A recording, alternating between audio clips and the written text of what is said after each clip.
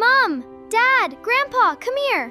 What is it, sweetheart? It's from the art school. I didn't get in. I worked so hard. I sent my best pictures. Grandpa, come here! Let me see the letter. Grandpa, that's not the point.